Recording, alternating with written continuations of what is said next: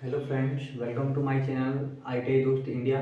और हम पढ़ रहे थे सेफ्टी प्रैक्टिस के बारे में। और आज का हमारा टॉपिक है फर्स्ट एड ट्रीटमेंट।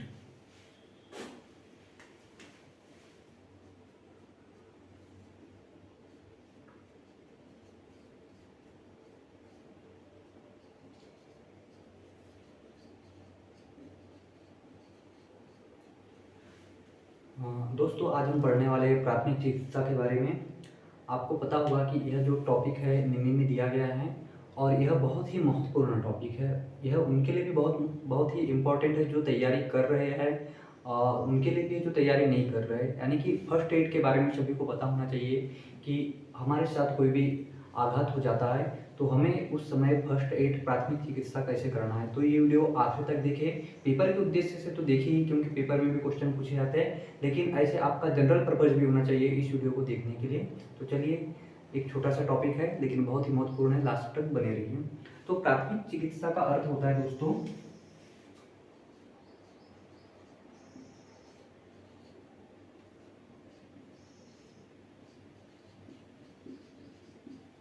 प्राथमिक चिकित्सा का अर्थ होता है इंस्टेंट ट्रीटमेंट।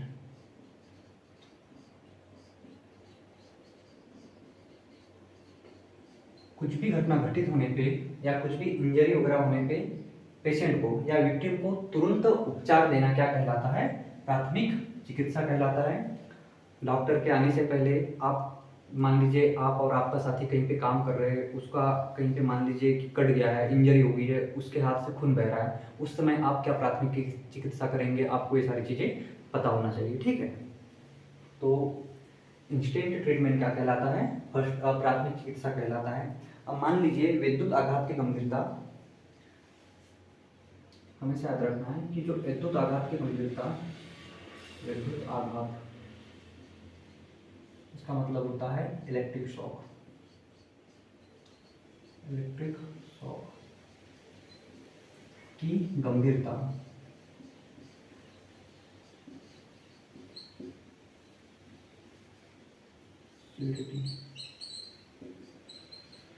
किस पर निर्भर करती है? पहले क्लास में बताया हुआ है, आपको पता होना चाहिए।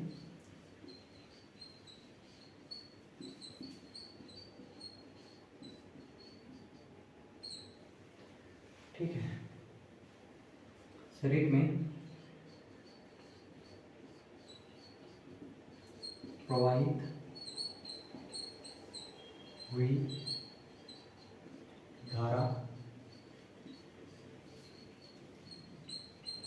करंट, और दूसरा क्या है? कांटेक्ट ड्यूरेशन, है ना, कि कितने समय तक कांटेक्ट में रहा।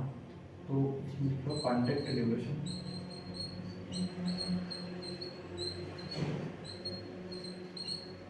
इसके हैंड रिटन नोट्स जो मैंने खुद लिखे हैं आपको मेरे टेलीग्राम चैनल पे मिल जाएगा। टेलीग्राम चैनल का जो लिंक है डिस्क्रिप्शन बॉक्स में है। तो विद्युत आघात की गंभीरता किस पर निर्भर करती है? शरीर में प्रवाहित हुई धारा की धारा कितनी है, और कांटेक्ट ड्यूरेशन की कितने समय तक के कांटेक्ट में रहा है, ठीक है। तो अब मान लीजिए किसी पीड़ित को करंट लगा हुआ है, तो उसको हमें क्या करना चाहिए? सबसे पहली चीज तो उसको डायरेक्ट नहीं छूना चाहिए। उसको डायरेक्ट कभी हाथों से नहीं छूना चाहिए, कभी भी पीवीसी इंसुलेटेड ऐसी चीज़ों से उसको हटाने का कोशिश करना चाहिए। उससे पहले तो आपको क्या करना चाहिए? यदि पॉसिबल है तो सबसे पहले मेंस बंद कर देना चाहिए, ठीक है दोस्तों।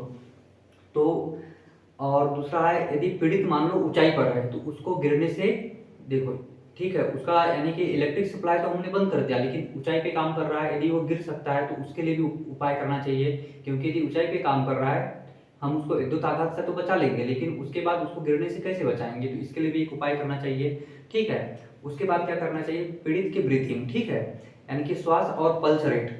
पल्स रेट यानी कि नाड़ी चलने की दर का ध्यान रखें कि उसका जो श्वास है वो चल रहा है कि नहीं, और जो उसका हार्ट बीट है वो चालू है क्या नहीं, ठीक है। और सबसे इंपॉर्टेंट चीज ये है कि बेहोश व्यक्ति को मुंह से खाने के लिए कुछ नहीं देना चाहिए। यदि कोई पर्सन अनकॉन्शियस है तो उसको मुंह से खाने के लिए कुछ भी नहीं देना चाहिए। चलो मैं छोटी छोटी चीजें लिखा देता हूँ। क्या हो गया? विद्युत आघात लग चुका है उसको, ठीक है। इसके बाद लिखिए पीड़ित, पीड़ित को कभी भी डायरेक्ट, सीधे डायरेक्ट नहीं छूना चाहिए। इसके बाद लिखिए आप लोग, यदि पीड़ित ऊंचाई पर है,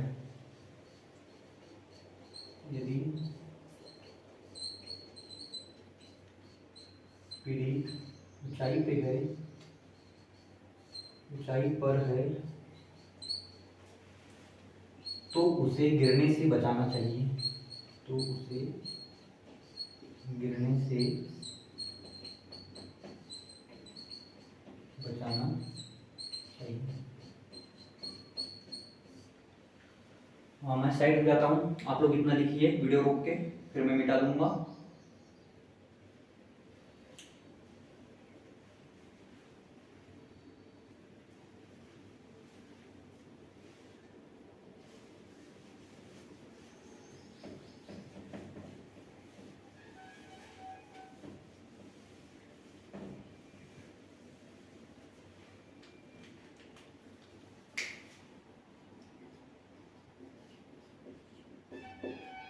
पीड़ित के श्वास और नाड़ी चलने की दर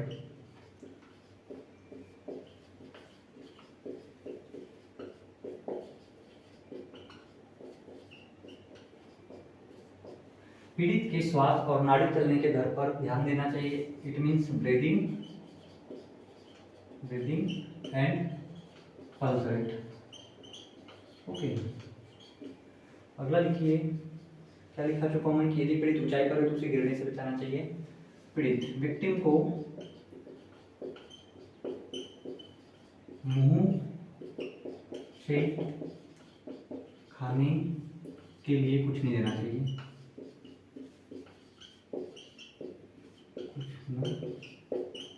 ठीक है दोस्तों, इतना लिख लीजिए। इसके बाद आगे लिखते हैं हम लोग, वीडियो रोक के लिखिएगा।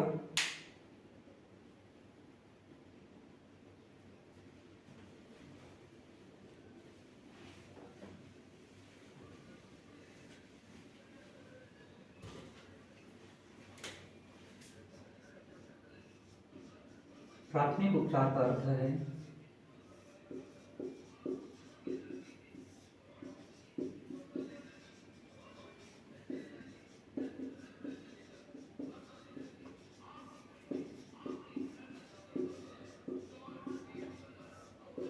प्राथमिक उपचार का अर्थ है घायल या पीड़ित व्यक्ति को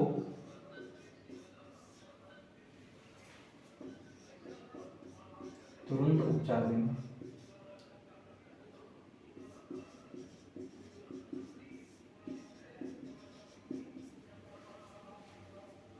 जिससे उसकी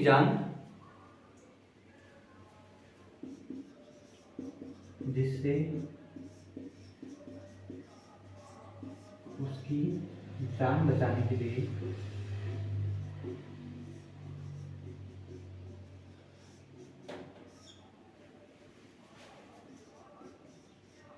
देखभाल व सहारा मिल सके।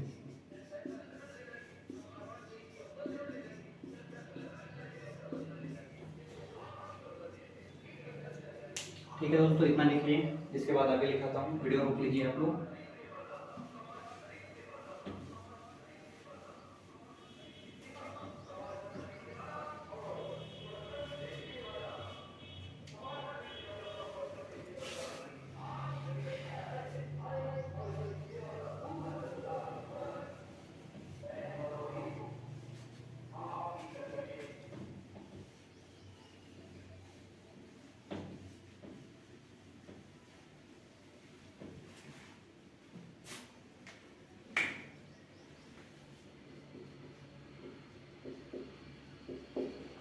प्राथमिक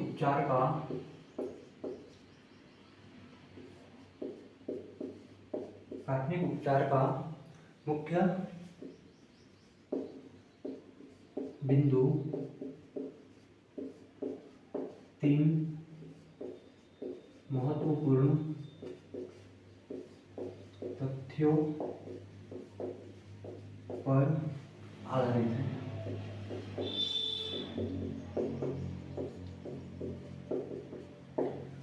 दोस्तों प्राथमिक उपचार का जो मुख्य बिंदु है 3 महत्वपूर्ण तथ्यों पर आधारित है। वो 3 महत्वपूर्ण तथ्य कौन कौन से मैं बता दूंगा, जिसको हम लोग कहते हैं 3P। अब आप लोगों ने 3P जैसा आप लोगों ने 5S सुना है, ठीक है, सीरे, सीटान, सिसो, सिटकेट्सो और शिट्सुके, है ना।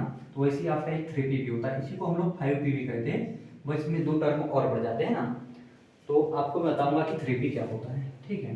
तो 3P में 3 P से चालू होता है। पहला है प्रिजर्व लाइफ। पहला क्या है? Preserve life. इसका मतलब होता है जीवन को बचाना, ठीक है, जीवन बचाना, जीवन बचाना। इसमें क्या होता है जनरली कि यदि पीड़ित जो है विक्टिम, यदि विक्टिम इसका मतलब पीड़ित बेहोश है, क्या है? बेहोश है ना। यदि विक्टिम बेहोश है और श्वास ले रहा है, और श्वास ले रहा है, if victim is unconscious and breathing, है ना, श्वास ले रहा है, तब क्या करना चाहिए? उसका जो एयरवे है, यानी कि श्वसन नली है या श्वास मार्ग है, उसको चोकिंग होने से बचाना है। उसको क्या करना है? चोकिंग होने से बचाना है। तो तब उसे रिकवरी पोजीशन में रखना है, रिकवरी पोजीशन में रखना चाहिए, ठीक है। पहला पॉइंट तो ये हो गया। दोस्तों ये कंटेंट आपको कहीं नहीं मिलेगा, क्योंकि ये कंटेंट मैंने खुद निम्मी से निकाले हैं। मैंने निम्मी को बारीकी से पढ़ के निकाले हैं। तो आप लोग इसे ज़्यादा से ज़्यादा अपने दोस्तों के साथ शेयर कीजिए, आप भी पढ़िए और पूरा पढ़िए, है ना। तो रिकवरी पोजीशन में रखना चाहिए या लिटा देना चाहिए, ठीक है। इसके बाद लिखो चोकिंग, है ना। इसी में क्या होता है? चोकिंग, किसी चीज़ का क्या होना? बंद हो जाना, अवरुद्ध बोलते हैं, अवरुद्ध, ठीक है। तो चोकिंग क्या होता है? चोकिंग होता है श्वास मार्ग में बाहरी वस्तु का फंस जाना, श्वास मार्ग में बाहरी वस्तु का फंस जाना, देखो श्वास मार्ग में बाहरी वस्तु का फंस जाना क्या कहलाता है? चोकिंग कहलाता है। चोकिंग में क्या होता है? जो हमारा फेरिक्स है, ठीक है, फेरिक्स और क्या लेरिंक्स, है ना, यहाँ पे रहता है। तो उसमें क्या होता है? बाहरी वस्तु आके फंस जाती है, जिससे हमारा जो श्वसन प्रक्रिया है वो बंद हो जाता है। वो क्या कहलाता है? चोकिंग कहलाता है, ठीक है। तो चोकिंग के लिए से बचने के लिए देखो, चोकिंग से बचने के लिए, चोकिंग से बचने के लिए, चोकिंग से बचने के लिए फर्स्ट एडर यानी कि जो प्राथमिक चिकित्सा देता है, ठीक है, जो प्राथमिक चिकित्सा देता है उसको हम लोग क्या कहेंगे? फर्स्ट एडर को बेक स्लेप को, देखो एडर में याद रखो, कभी भी एग्जाम में आ सकता है बेक स्लेप, ठीक है, बेक स्लेप, एडर में याद रखना है आपको, बेक स्लेप और एब्डोमिनल थ्रस्ट, और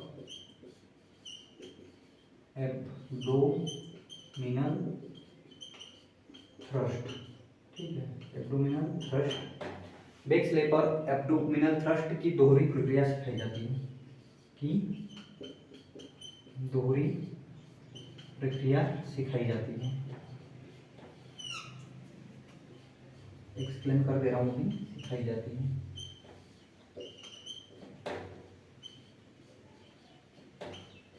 यदि मैं फास्ट बोल रहा हूँ तो आप वीडियो को स्लो करके देख सकते हैं, यदि मैं स्लो बोल रहा हूँ तो आप वीडियो को फास्ट करके देख सकते हैं। यूट्यूब में दोनों ऑप्शन अवेलेबल है।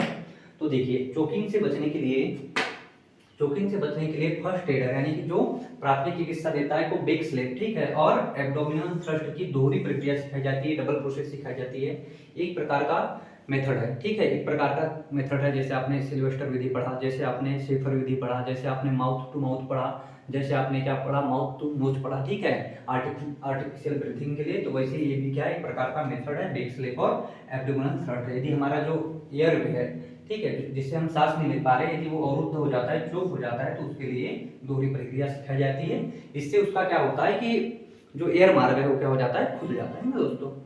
इसके बाद हमारा फर्स्ट पी हो गया, देखिए क्या हो गया, 3 पी है तो 3 पी आएंगे, ठीक है, 5 पी भी बताऊंगा मैं आपको। तो फर्स्ट पी में क्या हो गया आपका, प्रिजर्व लाइफ, ठीक है, इतना लिखिए, मैं साइड हट जाता हूँ, वीडियो रोक के लिखे।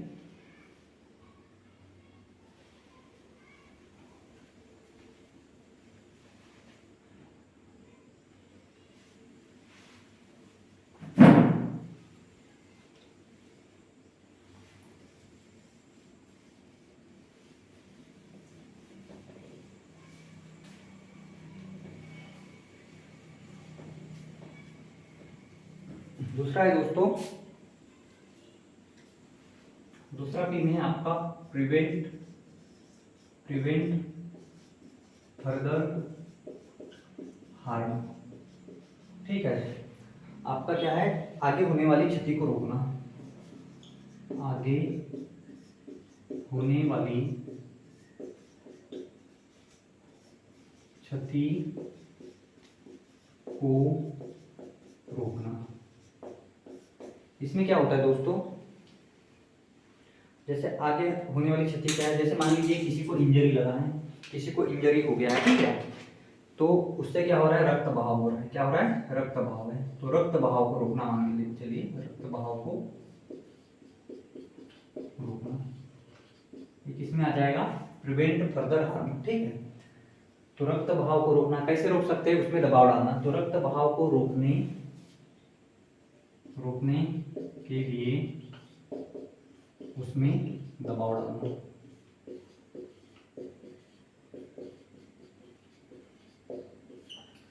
देखिए प्रिवेंट फर्दर हार्म, आगे होने वाली क्षति को रोकना, रक्त बहाव को रोकने के लिए उसमें दबाव डालना। यदि रक्त बहाव नहीं रोकेंगे तो क्या हो जाएगा, उसके शरीर में खून की कमी हो जाएगी और उसके जो वाइटल ऑर्गन है, ठीक है, जो बहुमूल्य पार्ट है शरीर के, जैसे ब्रेन है, हार्ट है, ये फंक्शन करना बंद कर देंगे। यदि हार्ट फंक्शन करना बंद करेगा तो क्या हो जाएगा, हार्ट अटैक आ जाएगा। यदि ब्रेन फंक्शन करना बंद करेगा तो क्या हो जाएगा, ब्रेन हेमरेज हो जाएगा। तो इसलिए हमको, जैसे मान लीजिए किसी को भी चोट लगी है तो उसका ज्यादा रक्त बहने नहीं देना चाहिए। तो रक्त बहाव को रोकने के लिए उसमें क्या करते हैं हम लोग, दबाव डालते हैं। दबाव को क्या कहते हैं, स्क्वीज, क्या कहते हैं, स्क्वीज, है ना, ठीक है। इसके बाद थर्ड है दोस्तों आपका प्रमोट रिकवरी। थर्ड कौन सा है, प्रमोट रिकवरी।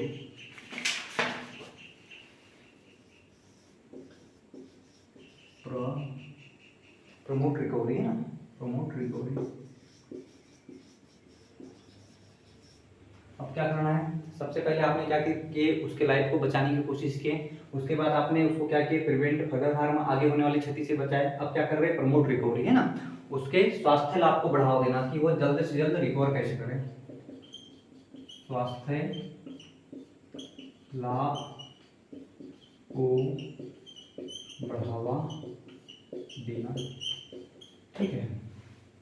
इतना देखिए इसमें, जैसे कोई छोटा मोटा घाव है तो उसमें उसकी रिकवरी के लिए क्या कर सकते हैं आप, छोटे मोटे घाव के, मान लीजिए आपने खुला छोड़ दिया, उस पर मक्खी बैठेगी, इन्फेक्शन और होगा, लेकिन आपने उसमें बैंडेज चढ़ा दिया, क्या कर दिए, बैंडेज चढ़ा दिए, तो उसमें कोई इन्फेक्शन नहीं है। तो देखो बैंडेज चढ़ाना घाव पे, किस पे, बैंडेज चढ़ाना, तो किस में आ जाएगा आपका, प्रमोट रिकवरी, बैंडेज चढ़ाना या प्लास्टर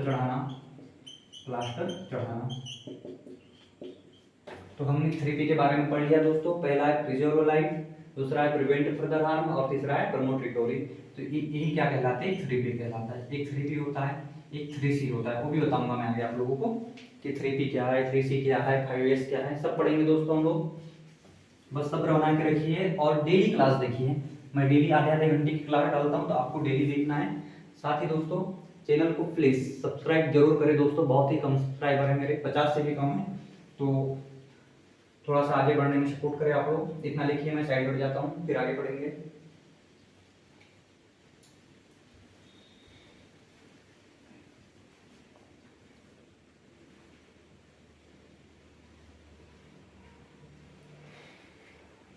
यदि वीडियो क्वालिटी कम लग रही होगी तो आप लोग क्वालिटी बढ़ा ले अपने क्वालिटी सेक्शन से यूट्यूब के। अब पढ़ते हैं हम CPR के बारे में।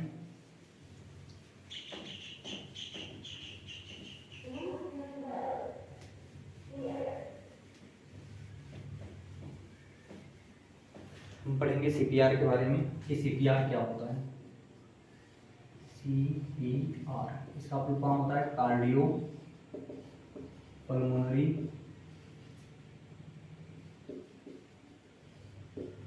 रिसेक्शन। ठीक है, इसका फुल फॉर्म होता है कार्डियो पल्मोनरी रिसेक्शन, है ना, रिसेक्सिएशन, कार्डियो पल्मोनरी रिसेक्सिएशन। इसका फुल फॉर्म लिख लो, फुल फॉर्म बहुत इंपॉर्टेंट है।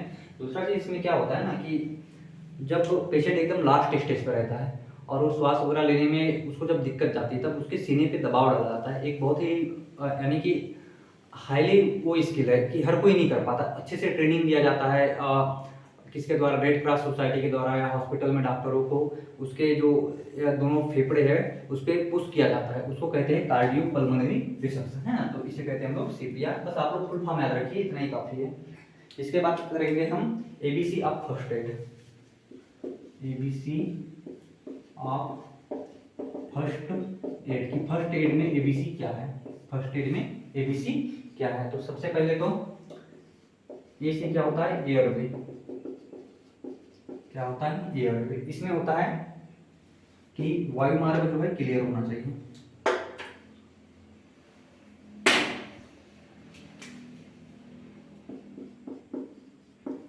वायु मार्ग क्लियर हो, चोकिंग ना हो, चोकिंग ना हो। इसका पूरा पीडीएफ आपको हैंड रिटन वाला टेलीग्राम पे मिल जाएगा। दूसरा है दोस्तों बी से ब्रीदिंग। बी से ब्रीदिंग, इसका मतलब क्या होता है कि उसका श्वसन क्रिया चालू हो। क्या हो, उसका श्वसन क्रिया चालू हो, श्वसन क्रिया चालू हो। डायरेक्ट क्वेश्चन आ सकता है कि बताइए एबीसी में ए से फुल फॉर्म क्या है, एयरवे। बी से फुल फॉर्म क्या है, ब्रीदिंग। थर्ड है दोस्तों सी से क्या होता है, सर्कुलेशन। ठीक है, सर्कुलेशन उसका क्या है, रक्त परिसंचरण चालू हो, रक्त परिसंचरण चालू हो। यदि उसका रक्त परिसंचरण चालू नहीं होगा, यदि उसका जो ब्लड प्रेशर है, सॉरी ब्लड फ्लो है, ब्लड सर्कुलेशन है, वो नहीं चालू होगा, तो क्या हो जाएगा कि जो ब्लड है वो क्या वाइटल ऑर्गन जैसे मस्तिष्क और हार्ट रख लेंगे, शरीर में खून की कमी हो जाएगी। ये जो हमारा स्किन थोड़ा लाल दिख रहा है, ये क्या हो जाएगा, पीला दिखना चालू हो जाएगा। ठीक है, ये तीनों बहुत ही इंपॉर्टेंट है, आप लोग स्क्रीनशॉट ले लीजिए या लिख लीजिए अच्छी जगह।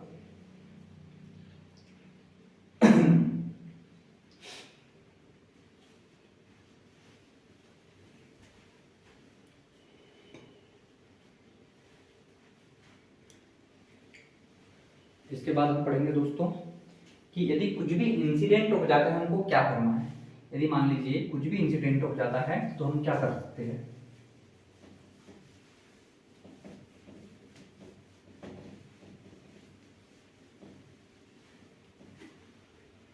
सबसे पहले कुछ भी आघात होने पर, हेडिंग डाल दो,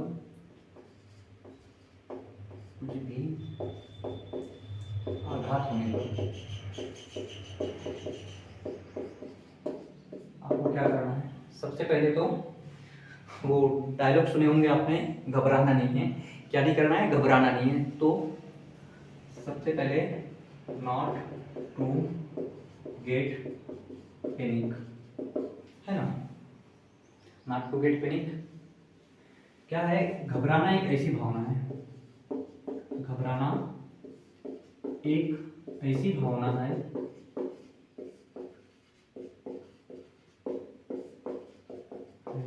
जो स्थिति और खराब कर सकती है, स्थिति और खराब कर सकती है।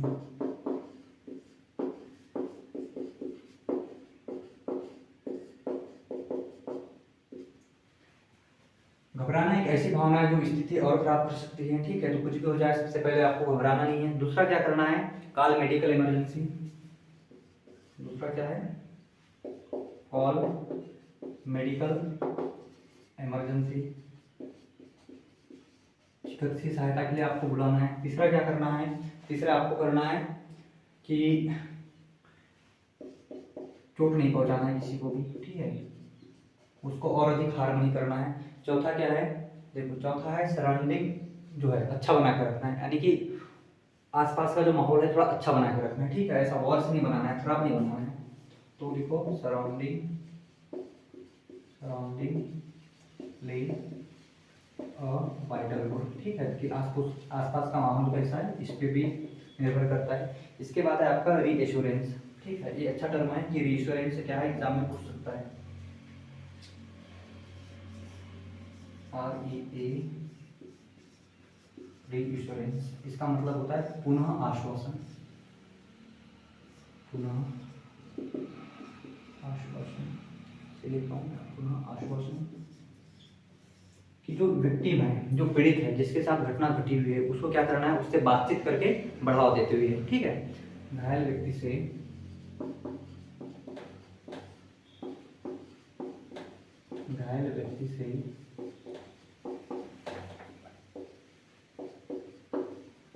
बातचीत करके उसे बढ़ावा दें, ठीक है। आप लोग पूरा लिखिए कि घायल व्यक्ति से बातचीत करके बढ़ावा देते हुए आश्वासन देना, तो क्या कहलाता है, रीएश्योरेंस कहलाता है। इसके बाद स्टॉप द ब्लीडिंग, यदि खून बह रहा है तो उसको जहाँ से उस घाव पे आपको क्या करना है, दबाव डालना है। मान लीजिए यहाँ से घाव खून बह रहा है तो ऐसे आपको दबाव डालना है ताकि उससे और अधिक खून ना बहे, क्योंकि अधिक खून बहेगा तो आपको पता है कि शरीर में खून की कमी हो जाएगी, ठीक है। तो इतनी चीजें आप लोग लिख लीजिए, वीडियो रोक के लिखिए, मैं मिटा रहा हूँ।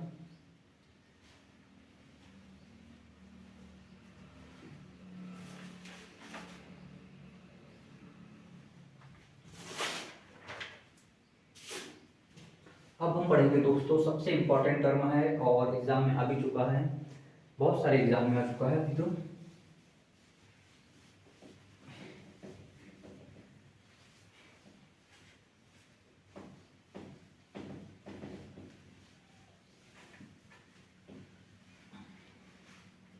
बहुत ही इम्पोर्टेंट टॉपिक है गोल्डन हावर, ठीक है, कि गोल्डन हावर क्या है, ये पूछा जाता है। गोल्डन हावर, ठीक है, गोल्डन हावर क्या है, तो देखिए, खतरनाक खतरनाक चिकित्सीय समस्या। अब बताइए खतरनाक चिकित्सीय समस्या क्या है। खतरनाक चिकित्सीय समस्या है जैसे सिर पे चोट, जैसे कि सिर पे चोट, हृदयघात, इसको क्या कहेंगे, हार्ट अटैक, क्या कहेंगे, हार्ट अटैक, ठीक है। खतरनाक चिकित्सीय समस्या जैसे कि सिर की चोट, हृदयघात इत्यादि स्थितियों में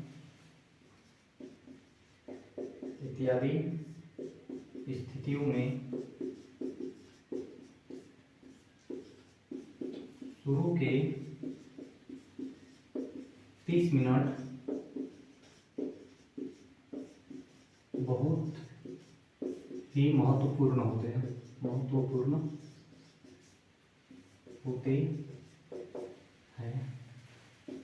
ये लाइन लिखो आप लोग। इसके बाद लिखो एक्सीडेंट होने के बाद का जो 30 मिनट है वो क्या कहलाता है, गोल्डन आवर कहलाता है। एक्सीडेंट होने के बाद का 30 मिनट, जो शुरू के 30 मिनट है का 30 मिनट गोल्डन आवर कहलाता, ठीक है। एक्सीडेंट होने के बाद का 30 मिनट गोल्डन आवर कहलाता है, बहुत इंपॉर्टेंट है, आप लोग लिखिए ये 30 मिनट पे, ठीक है। एक्सीडेंट होने के बाद का 30 मिनट गोल्डन आवर कहलाता है। इसके बाद अगला है इमरजेंसी सर्विस, क्या है, इमरजेंसी सर्विस है ना, कि इमरजेंसी सर्विस क्या है, पूछ लेता है, तो ऐसे उसको एक आध क्वेश्चन ऐसा पूछ लेता है जो सभी से बने, है ना, तो वैसे में से क्वेश्चन पूछ लेता है कि पुलिस, तो लिखो फॉर पुलिस एंड फायर, यदि आग लगी है और पुलिस को बुलाना है तो सबको पता है डायल क्या करना है, 100 करना है, क्या करना है, 100 नंबर डायल करो, पुलिस और फायर ब्रिगेडियर वाले आ जाएंगे। और एम्बुलेंस के लिए सभी को पता है, एम्बुलेंस के लिए कितना का कॉल, किस नंबर पे कॉल करते हैं हम? 108 पे। ठीक है दोस्तों, तो ये थोड़ा सा लिख लीजिए।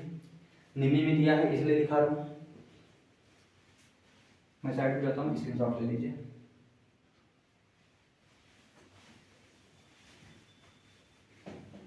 यार आप लोगों के ना कुछ भी कमेंट नहीं आ रहे कि सर ऐसे पढ़ाइए वैसे पढ़ाइए, आप लोग बता नहीं रहे मुझे, इम्प्रूवमेंट के लिए कुछ बोल नहीं रहे हैं।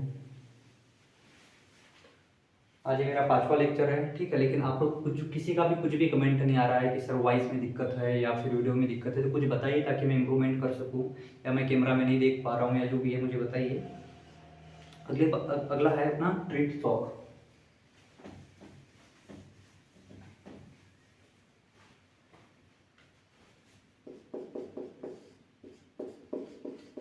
ट्रीट सॉक, किसी को विद्युत झटका लग गया है तो उसको हम ट्रीटमेंट कैसे देंगे, ठीक है। तो सबसे पहले तो जिस व्यक्ति को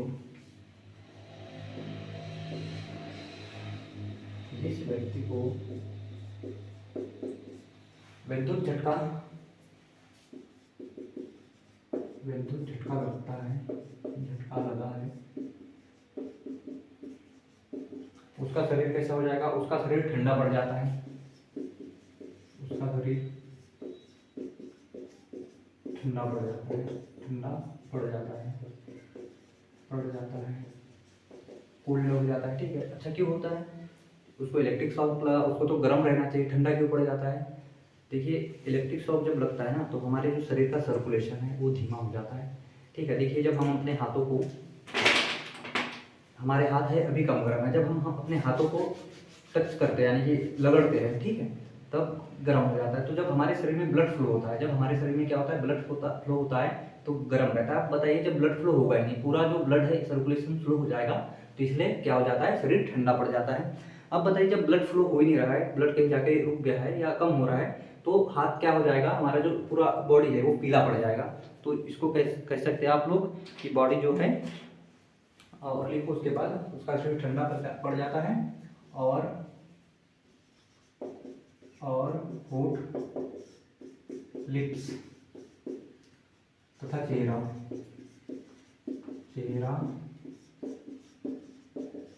पीला पड़ जाता है। क्या पड़ जाता है? पीला।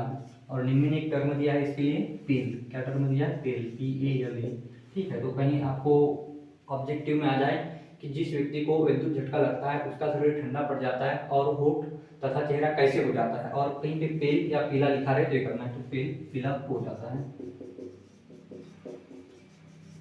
इसके बाद देखिए दोस्तों, और जान भी जा सकती है,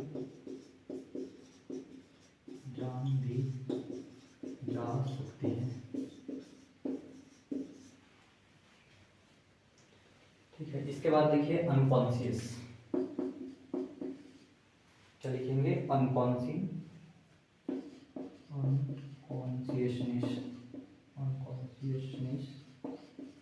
इसी को हम लोग क्या कहते हैं? कोमा। क्या कहते हैं? कोमा, COMA, ठीक है।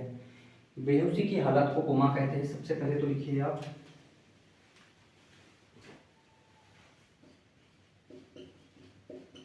बेहोशी की हालत को कोमा कहते हैं, है ना। बेहोशी की हालत को कोमा कहते हैं। इसके बाद लिखिए, यह एक बहुत ही खतरनाक समय है,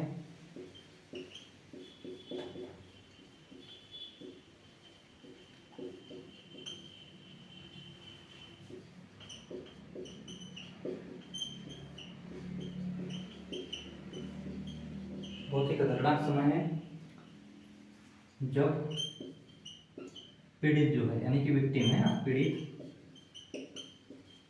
किसी की बातों को ना ही सुनता है ना ही ध्यान देता है, ठीक है। जब पीड़ित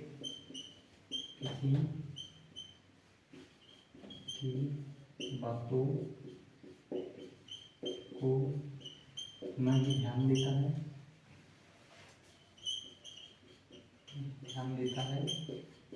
इट मीन्स आप उसको आवाज दे रहे हैं, वो कोई रिएक्ट नहीं कर रहा है, ठीक है। आप उसको कुछ बोल रहे हैं, वो सुन नहीं पा रहा है, तो इसे क्या कहते हैं? कोमा कहते हैं ना। जब पीड़ित किसी की बातों को नहीं ध्यान देता है नहीं सुन पाता है, नहीं सुन पाता है।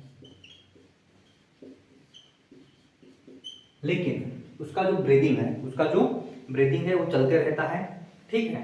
और क्या है, जो ब्लड का फ्लो है वो भी चालू रहता है। तो लिखो लेकिन, लेकिन breathing, breathing and, breathing and blood circulation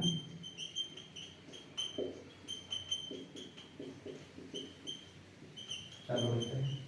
क्योंकि ये दोनों बंद हो गए ना, दोनों छोड़ो, दोनों में से एक भी बंद हो गया ना तो क्या हो जाएगा, उसकी डेट हो जाएगी, ठीक है। चालू रहता है।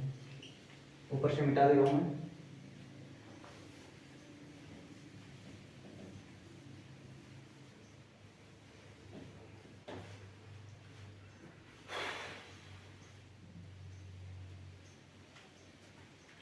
कोमा के कारण लिख सकते हो, एक काम करो पूरा लिख दो, फिर मैं अच्छे से कोमा के कारण लिखा दे रहा हूँ ना।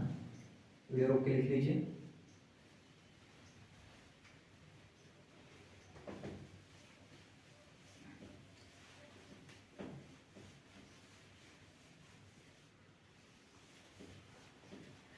लिखो कोमा के कारण,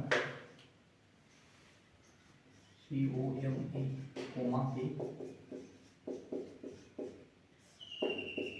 क्या क्या कारण रहते हैं। सबसे पहले लिखो सदमा, क्या लिखोगे, सदमा, कि उसको शॉक लगा है किसी चीज का, सदमा, शॉक। दूसरा लिखो आप लोग सिर में चोट, यदि सिर में चोट है तब भी कोमा में जा सकता है, सिर में चोट। तीसरा लिखिए आप लोग, ठीक है, सांस मार्ग में रुकावट, सांस मार्ग में रुकावट। अच्छा, इसके लिए एक टर्म है, इसके लिए एक टर्म है जिसको कहते हैं एस्फिक्सिया। क्या कहते हैं, एस्फिक्सिया। हिंदी में लिखा दे रहा हूँ, एस्फिक्सिया। देखिए एग्जामिनर का कोई भरोसा नहीं है।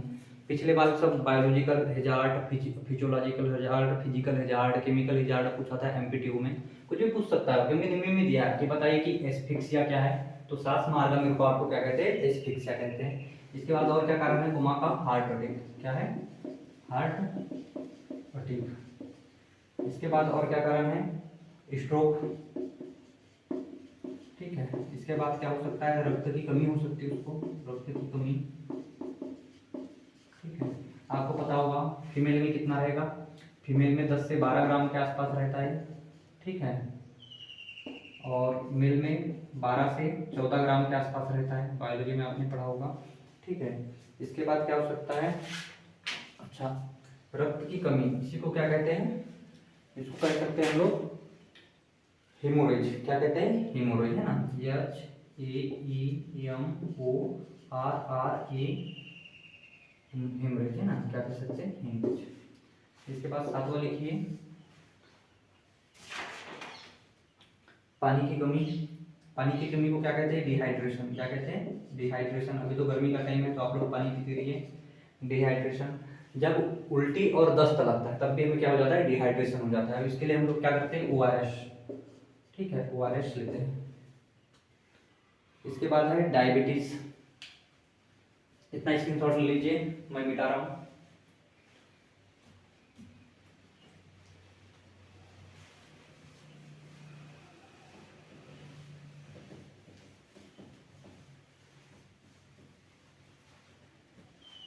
डायबिटीज, आठवां शायद, डायबिटीज। नौवा है आपका बीपी। डायबिटीज क्या है, शुगर, है ना, बीपी, मधुमेह, मधुमेह। बीपी ब्लड प्रेशर सही रहना चाहिए, ठीक है। जनरली कितना रहता है, 80 से 120 के आसपास। इसमें वो आप लोगों ने पढ़ा होगा सिस्टोलिका, हिस्टोलिका क्या रहता है। इसके बाद क्या है, एल्कोहल, एल्कोहल या ड्रग, एल्कोहल या ड्रग की वजह से हो सकता है। इसके बाद है आपका पॉइजनिंग, की हो सकता है उसने पॉइजन कर दिया हो, ठीक है। इसके बाद है इपिलेप्टिक, इपिलेप्टिक फिट्स, जिसको क्या कहते हैं, मिर्गी। क्या कहते हैं, मिर्गी, देसी भाषा में। तो इतने कारण और कुछ भी कारण हो सकते हैं इसके अलावा कोमा में, है ना।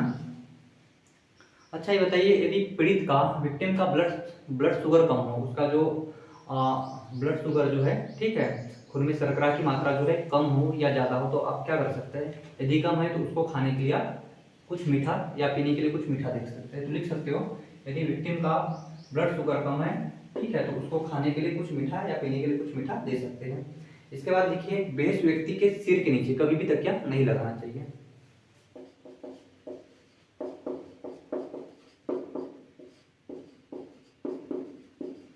बेहोश व्यक्ति के सिर के नीचे तकिया नहीं रखना चाहिए, नहीं रखना चाहिए। वैसे तो नॉर्मली ऐसे भी कहते हैं कि तकिया नहीं रखना चाहिए, क्योंकि नसें दब सकती है, नसें दब सकती है, ब्लड सर्कुलेशन रुक सकता है, इसलिए कभी भी बेहोश व्यक्ति के सिर के नीचे तकिया नहीं रखना चाहिए। इसके बाद एक और पॉइंट लिख दो, third degree burn. Third degree burn, जो कोई थर्ड डिग्री जला है तो उसको ढीले कपड़े से ढक दे। थर्ड डिग्री बर्न को ढीले कपड़े से ढकना चाहिए।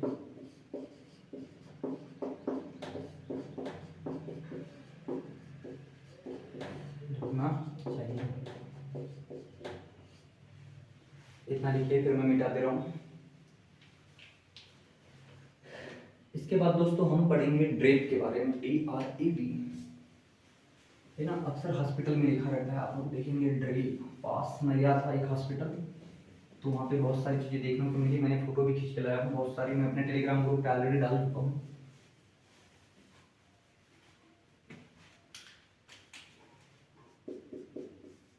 ड्रेप, DRAP, इसी को क्या कहते हैं? ड्रेप ABC, ठीक है। AB का आपको पता है क्या है? तो सबसे पहले D से डेंजर, यानी कि खतरा को पहचानिए, डेंजर। दूसरा क्या है? R से रिस्पॉन्स, रिस्पॉन्स कीजिए, ठीक है। फिर थर्ड क्या है? E से वही है एयरवे, B से ब्रीदिंग, और C से क्या है? सर्कुलेशन। बन गया आपका ड्रेप ABC, है ना। तो ये रहता है, स्क्रीनशॉट ले लीजिए या लिख लीजिए वीडियो रोक के। अच्छा, साइड में लिखा देता हूँ। अब एक होता है 3C। क्या होता है? 3C। सबसे पहले क्या करना है? चेक करना है कि विक्टिम की हालत कैसी है। फिर क्या करना है? कॉल करना है, ठीक है, हेल्प के लिए, कॉल फॉर हेल्प लिख लो यहाँ पे। और थर्ड है आपका केयर, केयर करना है विक्टिम का, ठीक है, केयर, केयर ऑफ विक्टिम या patient. Check, call for help और केयर ऑफ विक्टिम, 1 2 और एक है 3। चलिए कितना लिख लीजिए आप लोग।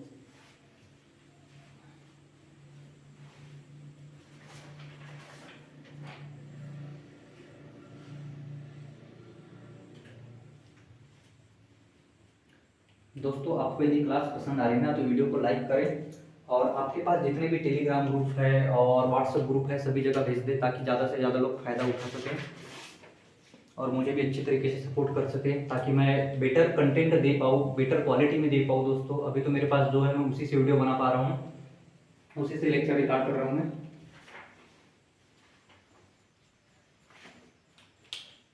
बिठा रहा हूँ।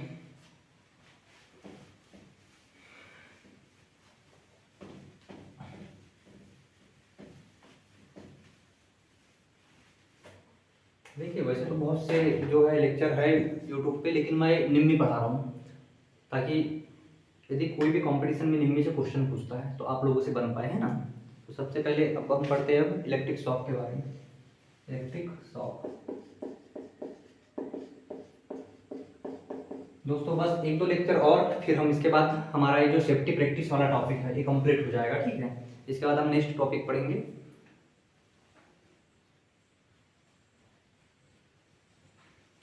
लिखो आप लोग, क्या हो जाएगा जब इलेक्ट्रिक शॉक लगेगा, तो पहले बता चुका हूँ कि ब्लड का लॉस हो जाएगा, ब्लड का लॉस हो जाएगा शरीर में।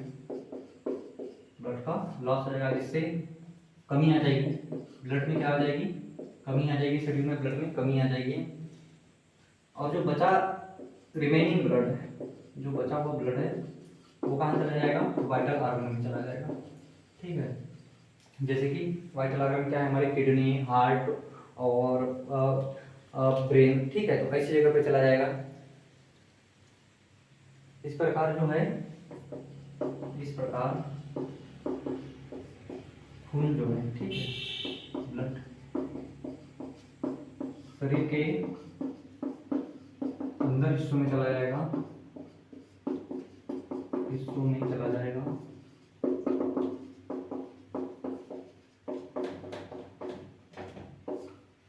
और शरीर कैसा नजर आएगा, पीला नजर आएगा। कहते हैं ना, किसी को यदि शरीर में रक्त की कमी है तो उसको एनेमिक कहते हैं, कि तुम एनेमिक हो चुके हो ना, तो शरीर पीला दिखाई देगा, पीला दिखाई देगा। ठीक है, अब इसके बाद है symptom of electric shock. Symptom of electric shock, कि आप उसको पता कैसे करेंगे कि उसको इलेक्ट्रिक शॉक लगा है।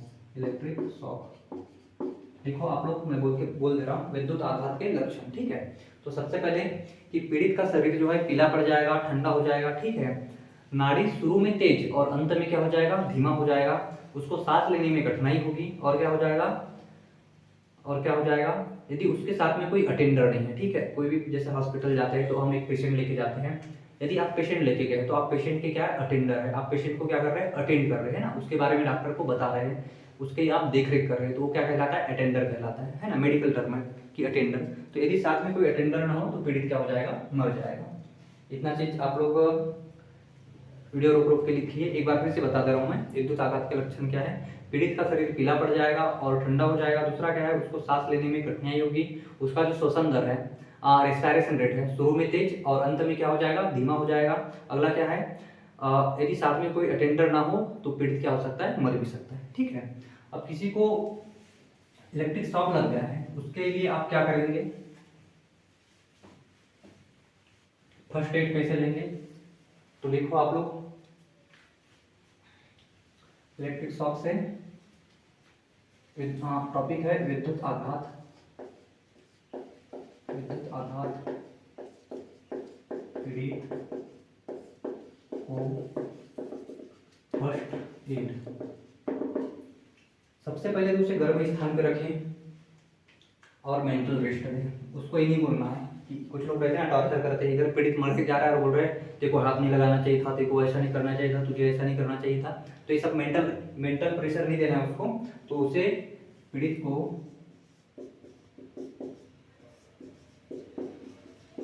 गर्म स्थान पे रखें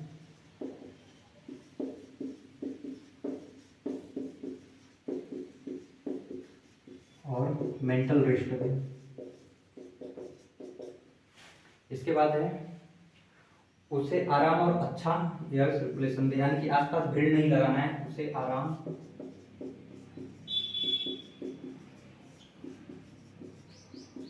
और एयर सर्कुलेशन दे।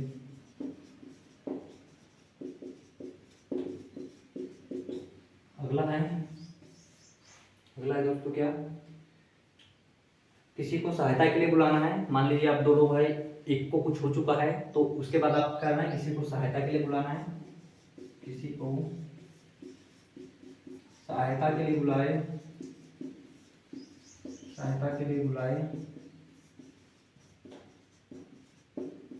और हॉस्पिटल लेके जाए, हॉस्पिटल लेकर। इसके बाद है, ठीक है, सबसे क्या है कि विद्युत आघात व्यक्ति को पानी पीने के लिए नहीं देना चाहिए। ये को बहुत इंपॉर्टेंट लगना है। विद्युत आघात व्यक्ति को पानी पीने के लिए नहीं देना चाहिए।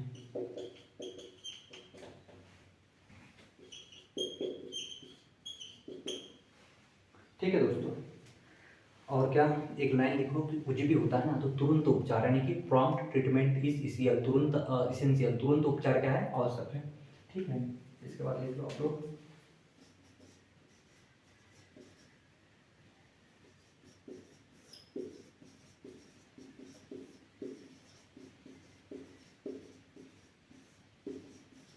ठीक है दोस्तों, इतना लिख लीजिए या स्क्रीनशॉट ले लीजिए।